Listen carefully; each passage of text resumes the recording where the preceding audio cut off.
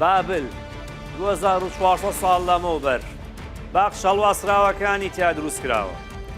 تا ئێساش یەکێکە لە حەوت شتا سەڵسوڕێنەرەکەی دنیا یەکەم مەزموونی کشتتوکاڵی ستونیە.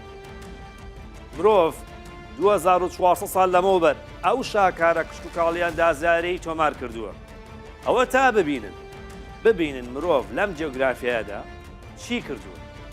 گەڕانەوەکان چۆنێک بن لەو ڕاستیە کەم ناکەنەوە کە لێرەدا کەڵک لە ئاو خاشی سازگار و بەپیر بینراوە.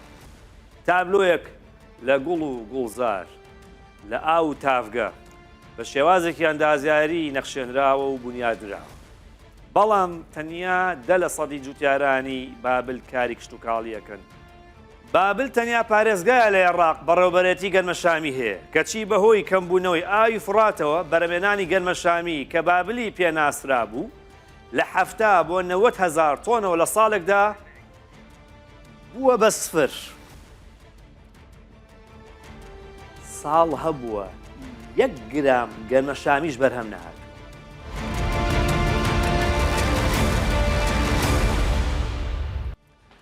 سڵاوتان لێبێت و کاتتان باش. من محەممەدی شێخ فاتحم باسی بابلتان بۆکەم. بابل لانکەی شارستانیەتە، لانکەی بەکارێنانی نەوت و بەرهەمەکانێتی، لانکەی کشتتوکاڵە، لانکەی زانست و خوێندن و دەق و مادەی دەستوری و یاساییە.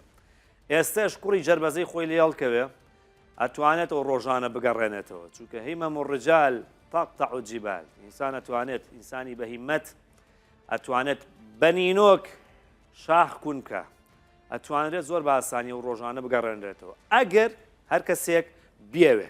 باش، ئێستا حەزەکەم باسی چیتان بۆ بکەم؟ باسی یەکێک لە شوێنە زۆر گرنگەکانی بابلتان بۆ بکەم. بەنداوی هندیە. بابل چۆن خاوەنی دیێریترین شوێنەکانە لە هەمان کاتە خاوەنی بەنداوێکە کە 112 ساڵ لەمەو پێش دروستکراوی ئاوی ڕووباری فڕاتی تیاکۆوە بێتەوە. ئەوە بەنداوەکەیە کە هەیە.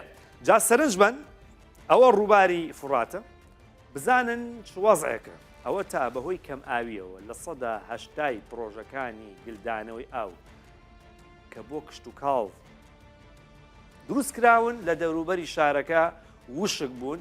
ئەوەش هەڕەشەیەکی دیکەیە لەسەر بەنداوی هندیە کە گەر وا بڕوات بەنداوێکی پارا و پڕاو نابێت. باباسی شێرەکەی بابلتان بۆ بکەم. ئەوەش شێرەکەی بابلە لە ژێریدا لاشەیەکی مرۆڤەیە. شێرەکە هێمایە بۆ هێزی بابل و ئەو لاشەیەشی کە لە ژێرایەتی هێمایە بۆ گەلانی دیکە. یانی بابل کۆنتترۆڵی هەموو گەلانی دیکەی کردووە. ئەمە توێژەرە ئەڵمانەکان واڵێن. بۆچی باسیێن بابەتانتم بۆ کەم لەبەرەوەی یەکێک لە پێگە گرنگیە ئابوووریەکانی بابل پێگە ئارکێۆلۆژیەکانە، واتە شوێنە گەشتیاری و شوێنەوارە مێژوویەکانە. 10 پێگەی فراوان و گەورەی شوێنەواری هەیە. ساڵانە 20,000 کەسێک سەردانیەکەن کە زۆر کەمە. داهاتی لە ساڵی 2018 تەنیا 5 ملیۆن دینار بووە، بەڵام لە ساڵی 2022 زۆر هەڵکشاوە بووە بە 250 ملیۆن دینار. بەڵام هێشتا ئەوە داهاتێکی هێجگار کەمە بە بەراورد بەو شوێنەوارە مێژوویە گرنگانەی کە لە بابل هەیە. یعنی بابل جیۆگرافیایشی مێژووی دێرینە. ئەوەی کە حەز و کەیفی تایبەتی هەبێت بۆ شوێنەواری مێژووی بەڕاستی بابلی بیستووە و معجیبە. بابل یەکێک لە 7 عەجایبەکانی دنیا، شتە سەسوڕێرەکانی دنیا لە بابلە. یەکێکی دیکە لەو شتانی کە زۆر گرنگە کە ئێستا حەزەکەم بۆتانی باسکەم. ئەمە هەمووی پەیوەندی بە ئابووریەوە، یعنی شوێنەواری مێژووی گەشتیاری باسی پارە و ئابووریە چۆن پارەی پێ ڕاکێشی. ئەوە میلەکەی حاموڕابی لە 282 دەق و مادە یاسایی پێکاتەوە. ساڵی 1754 پێزین نووسراوەتەوە. لێرە یاسا دانراوە، قوتابخانە لەسەر دەستی ئەمان دانراوە. وەختی خۆشی بە مناڵی زۆربەمان ڕقمان لە حاموڕابی بوو. ئەماوت ئەگەر ئەو نەبووە ئەسە قوتابخانە نابوو بۆ خۆمان لە ماڵەوە یا لە کۆڵانە خەڵکی کاوی یاریکرد نەبوو. بەڵام ئەوەی کە گرنگە حەزەکەم باسیکەم یەکێکە لە لاکە گرنگەکانی خوێندن. بەڵام ساڵی 2020 30,000 کەس خۆیان ناونووس کردو بۆی بچون بۆ خوێندن. 120 ناوەندی نێشتینە خوێنەواری لە بابل هەیە. ئەوە 5 پۆلیش لە ناو گرتوخانەی بابل کراوەتەوە بۆ نەهێشتینە خوێنەواری. ئەمانەش سیگناڵ و ئاماژە و نیشاندەری و پێنوێنی زۆر باشن بۆی کە گرنگی بە خوێندن نەدرێت لە بابل. یەک پشووی کوت وەرەگرم ئێستا گەڕێمەوە قسەی دیکەیە کە پێویستە بیکەین.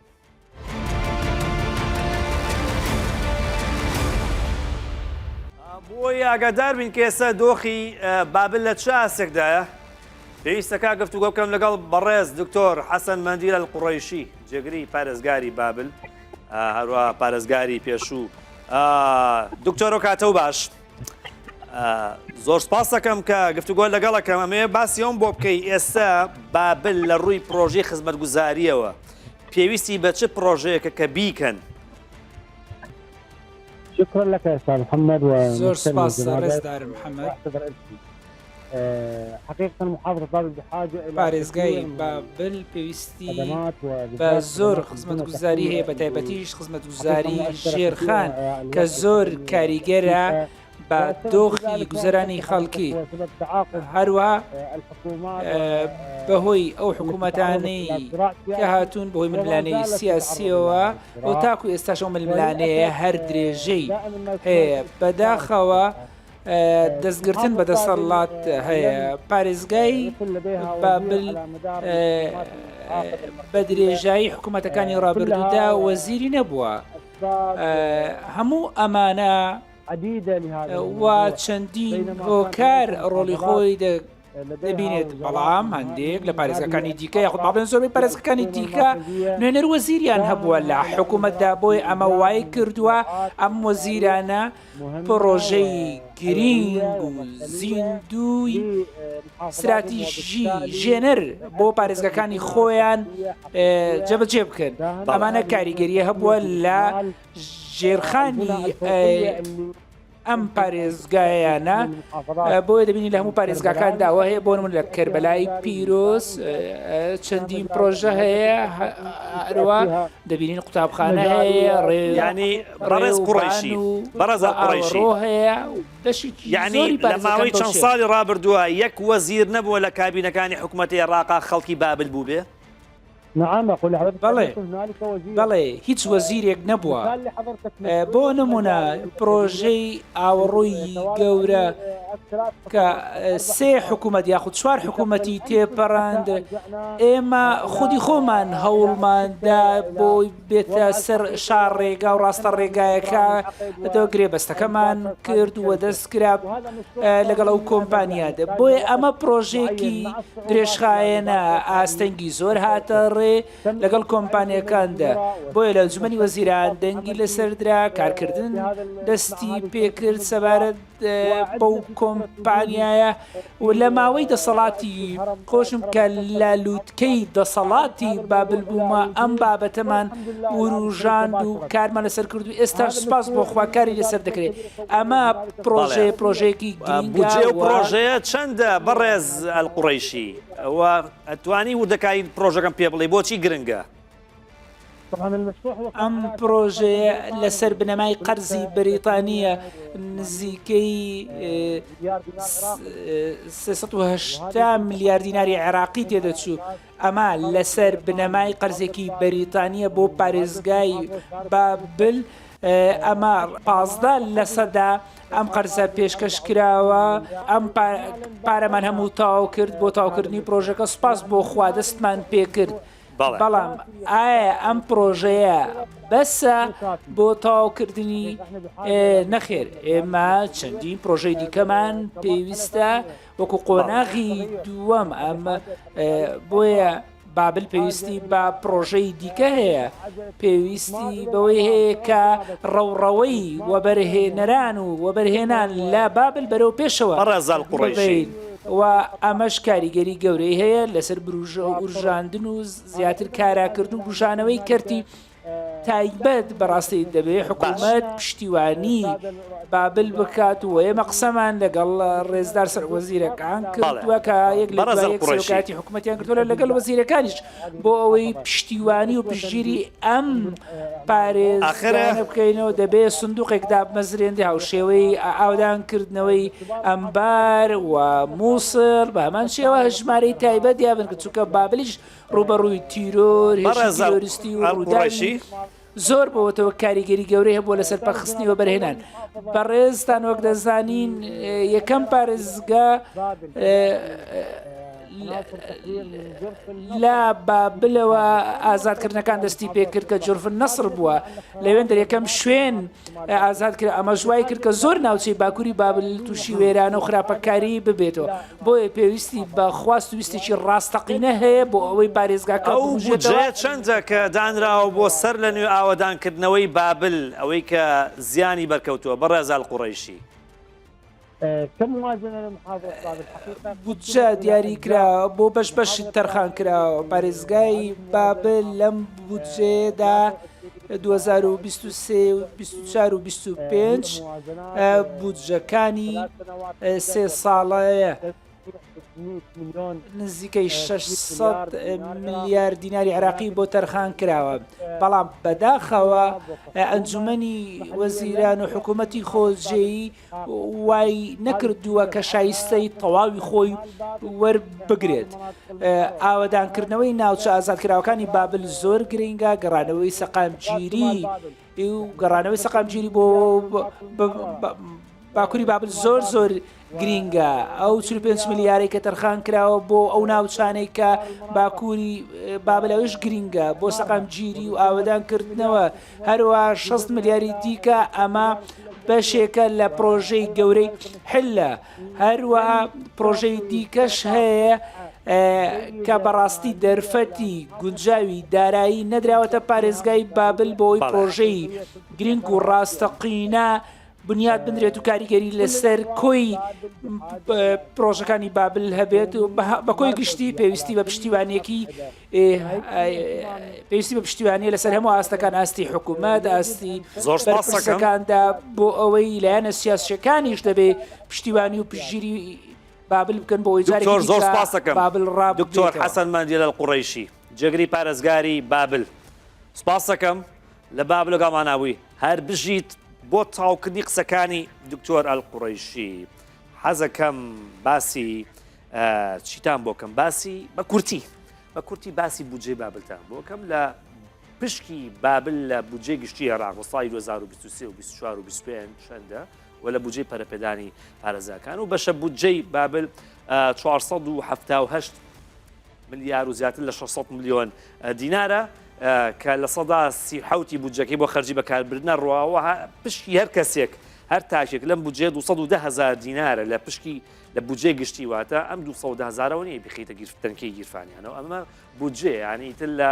ڕێگاوبان و لە قوتابخانە و لە نەخۆشخانە و لە هەموو خۆی خزمەتگوزاریەکان هەر کەسێک باید 210,000 خزمەتگوزاری بەردەکەوێت و لە بودجێ پەرەپێدان 116 ملیار دیناری بۆ تەرخان کراوە بەڵام دوو ئاڵنگاری زۆر گەورە لە بەردەم بابلە هیچیشیان گۆڕانکاری کەش و هەوایە ئەوی دیکەشیان پەیوەندی بە کۆچێکەوە هەیە کە کۆچی ئابووری و کۆچی سیاسیە لە بابل بۆ وەڵامدانوی ئەم دوو پرسیارە پێویست دەکات من هەستیار قادر بانکەمە ستۆدیۆ بۆی پرسیاری ئەم دوو بابەتەی لێ بکەم کە ئیدیتۆری دەسکی عێراقی هەروەها ئامادەکار و پرۆدیوسەری بەرنامەی 15 شەکا کەسیا زۆر بەخێر بیتەوە مادوو نەبی هەر بژیت با پرسیاری یەکەم ئەوەیە کە باسی گۆڕانی کەشوهەواکی هەموو عێراق بەگشتی بەڵام بابل زۆر پێوەی دیارە کۆڵەوارە ئەبێت تەبەن مەسەلەی گۆڕانی کەشوها لە بابلەوە دەست پێ بکەین لەبەرەوەی ڕەنگە یەکەم وێزگەی کاریگەریەکان یعنی دەرکەوتنی کاریگەریەکانی بێت بابل وەکو ناوەندرێت تقریبا میراوی پارێزگاکانی دیکەی عێراق و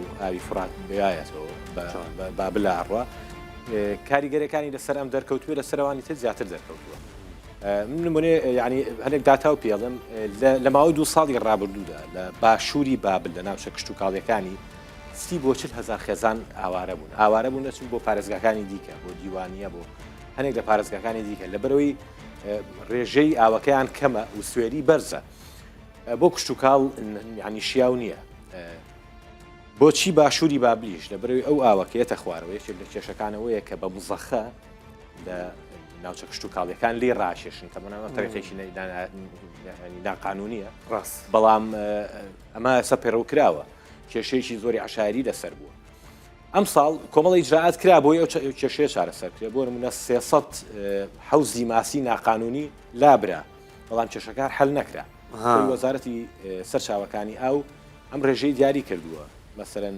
145 و ئاوە بۆ بابل لە 145 بۆ دیوانیە لە دەی بۆ مسەنایە بەڵام کێشە ئەوەیە خۆی لە 145ەکە بەشی ناکە دوو پارێزگاکەی دیکەش بووە بۆ کێشە لەگەڵدانە جوانە ئەمە جوانە ینی باش ڕوون کردەوە ئیدا دیمەنەکە خۆی مەترسیدارەکە ئاواسی کەماویەکەی بەڵام ئێستا کێشەیەکی دیکە چاڵنج و بەربەست و ئاڵنگارێکی گەورەی بەردەم بابل بابەتی کۆچکردنە کۆچی سیاسی و کۆچی ئابووری ئەم قسەیە چۆن ڕوونەکەیتەوە خۆی جگەلەوەی کە باسمان کرد کۆچی جوتیاران بە بۆنی کەم ئاوێەوە کێشەیەکی دیکە هەیە بۆ نمونە لە ناحیەی جورف سەخر کە ناحیەکی زۆری نەسونەیە لە پارێزگایکی زۆری نەشیعەیە لە بابل لە شەڕی داعش ئاوارە بوون تقریبا 2400 خێزان بوون ئاوارە بوون ناگەڕێنەوە تەمان پاساوەکەیانەوەیە کە ئەڵێت ئەمە ئێمە مەترسی ئەمنیمان لەسەر لەبەرەوەی سونەین و ناتوانین بگەڕێنەوە بەڵام خۆی بە پێوەی کە لەگەڵ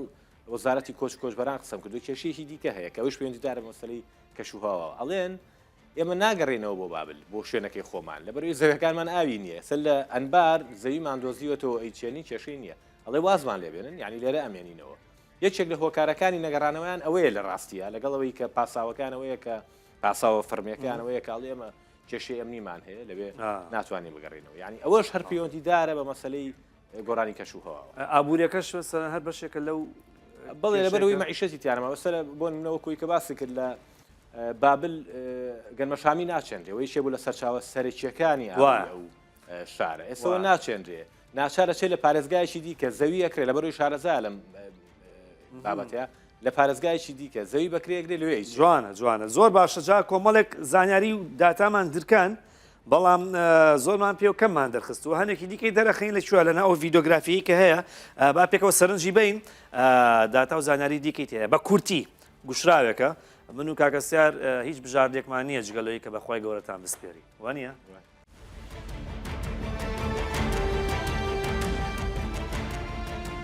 4,000 ساڵ لەمەوبەر دروست کراوە بەڵام ئێستاش 38,000 خانووی بێتاپۆن سێم بچووکترین پارێزگایە لە عێراق بەڵام پێنجەم زۆرترین دانیشتوانی هەیە